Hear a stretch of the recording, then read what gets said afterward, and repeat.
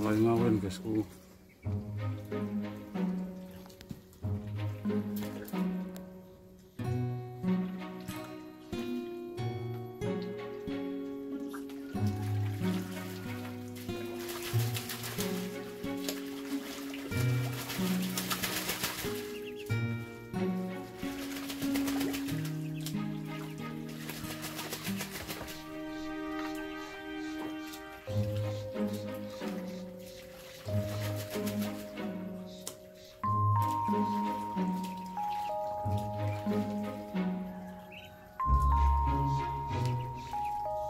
Mulai kawin guys, itu memang satu pasang satu paket itu yang kemarin bareng sama si ini.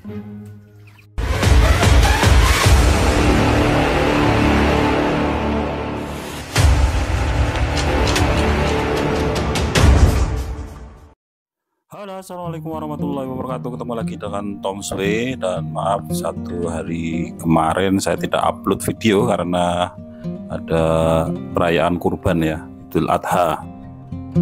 Dan untuk pertemuan kali ini mungkin saya akan membahas sedikit terkait pentingnya kolam ya.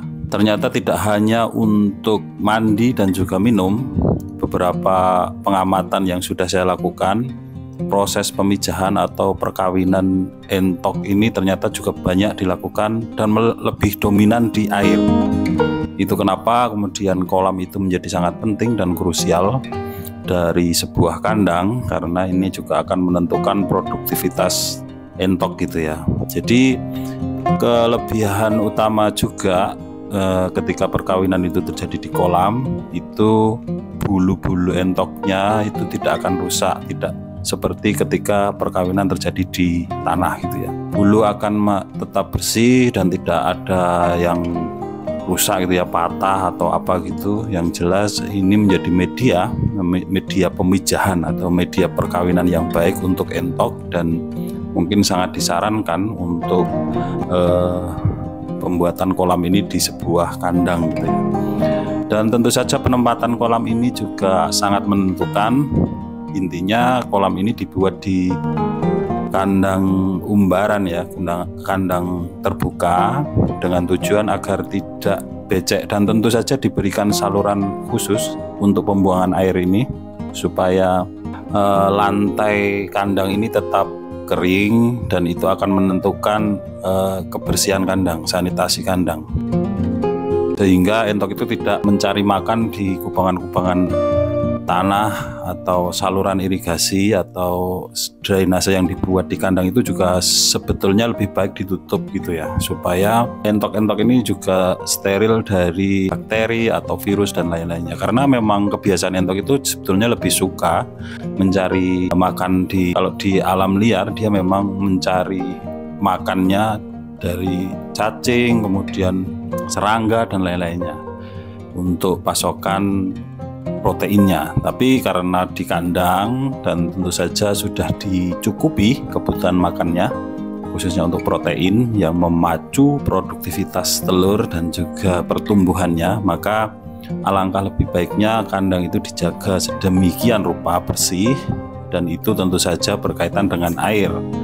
Unggas ini sejatinya adalah unggas air, tapi dalam pemeliharaannya memang kita buat di lahan yang kering. Jadi itu menjadi kontradiksi ya, bahwa memang tantangan bagi peternak entok itu bagaimana membuat kandang itu supaya rapi, bersih dan lain-lainnya. Ketika di alam liar, entok memang lebih suka di area yang basah, dan itu tentu saja ketika kotoran itu bercampur dengan air, tentu saja itu akan menimbulkan amonia dan itu akan berbau.